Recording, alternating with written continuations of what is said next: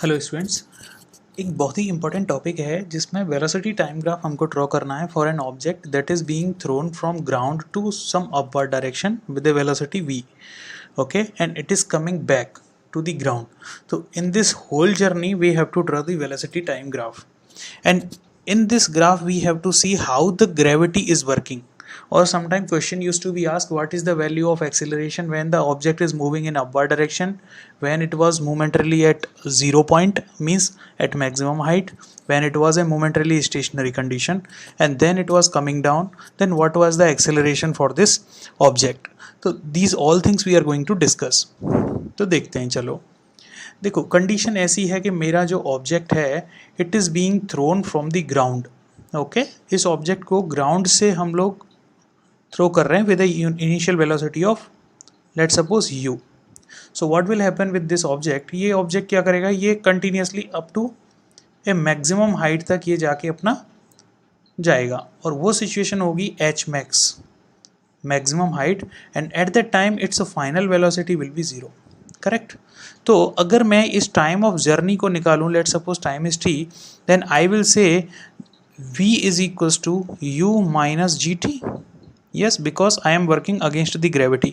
तो final velocity zero, initial velocity is u minus gravity multiplied by time. So जब आप time calculate करते हैं you will get u divided by G. So ये time होगा जो टाइम लगेगा इसको फ्रॉम बॉटम टू अप जाने में, means from point A to point B जाने में। करेक्ट।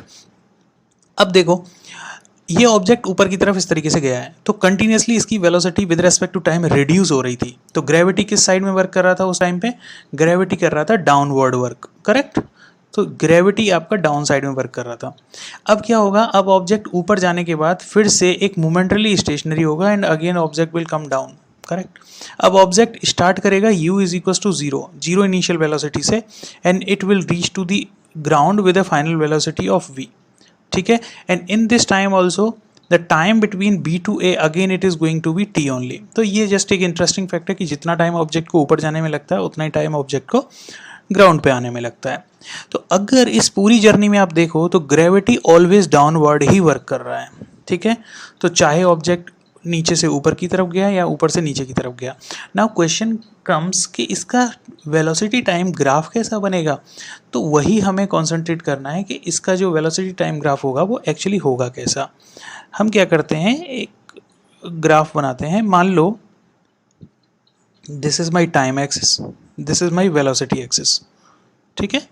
तो क्या होगा when time t equals to zero, जब टाइम मेरा जीरो था उस समय इस ऑब्जेक्ट के पास इनिशियल वेलोसिटी u थी। करेक्ट।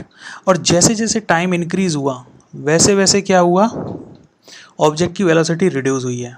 और when time t equals to t आया, okay, time t equals to t आया, t कौन सा टाइम है, one sided journey time, a to b। Okay, A to B time पे अगर ये ऑब्जेक्ट गया है तो इसकी वेलोसिटी हो गई थी जीरो। तो ग्राफ कुछ ऐसा ही होगा। अब पॉइंट आता है कि जब ये ऑब्जेक्ट ऊपर से नीचे की तरफ आ रहा होगा उस समय वेलोसिटी टाइम ग्राफ कैसा होगा। तो देखिए, अगर आप देखें तो वेलोसिटी जो है अब क्या है, अगर इनिशियल वेलोसिटी को मैं पॉजिटिव मानता हूँ, मींस मैं अपवर्ड जर्नी को पॉजिटिव मानता हूँ, तो डाउनवर्ड जर्नी कैसी होगी, नेगेटिव। यस। तो अब जो मेरा वेलोसिटी टाइम ग्राफ होगा वो किस डायरेक्शन में होना चाहिए।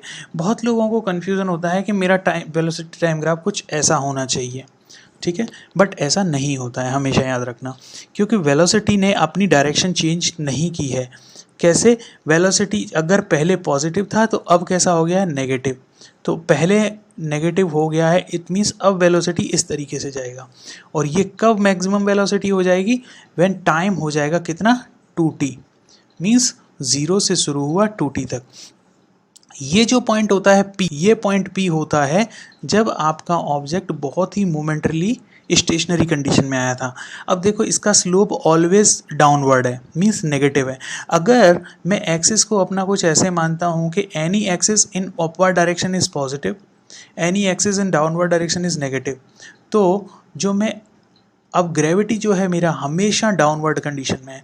It means in the whole journey मेरा जो ग्रेविटी है वो कैसा है, नेगेटिव मीन्स एक्सेलरेशन कैसा है, नेगेटिव।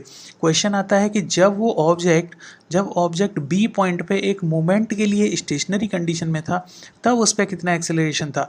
तो कीप इन माइंड उस टाइम पे भी एक्सेलरेशन जो था वो कितना था, जी ही था।